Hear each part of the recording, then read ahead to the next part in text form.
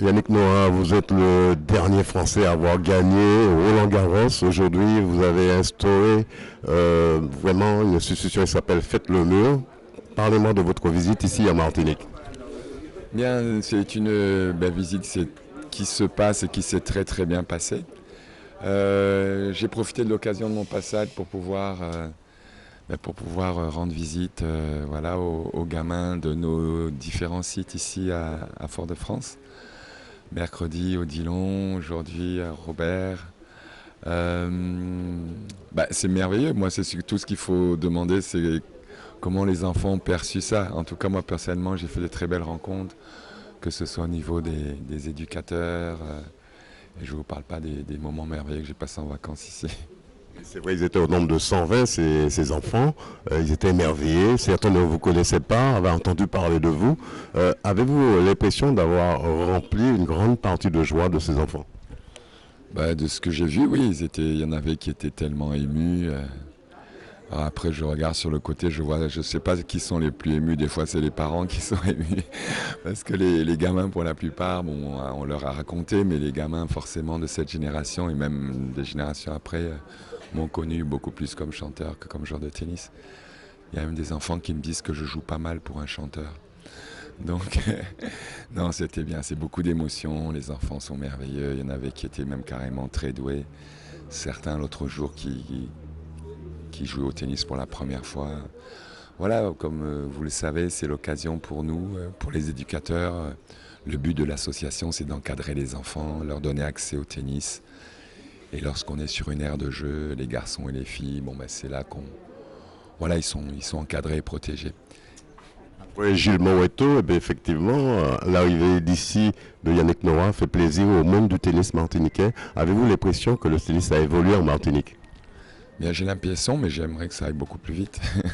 J'aimerais que ça aille plus vite. Le tennis est un sport qui coûte quand même cher, malgré tout, le matériel, voilà, les terrains pour jouer. Et voilà, un terrain pour 2 ou 4, c'est plus facile de jouer au foot, on est 22.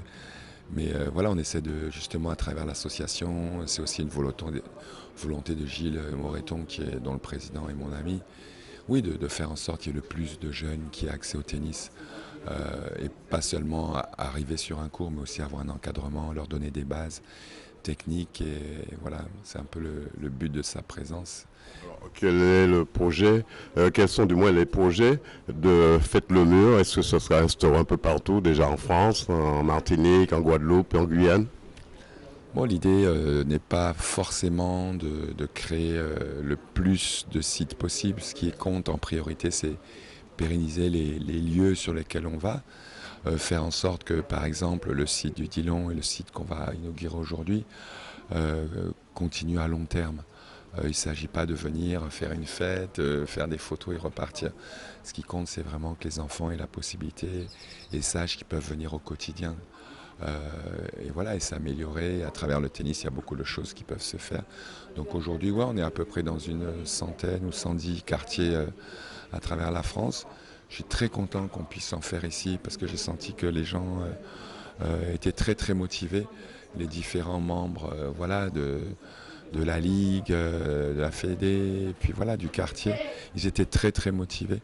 Donc je suis content. Merci Yannick Noah. Avec plaisir. Suzy Madère, 2 mots sur la venue de Yannick Noah ici aujourd'hui.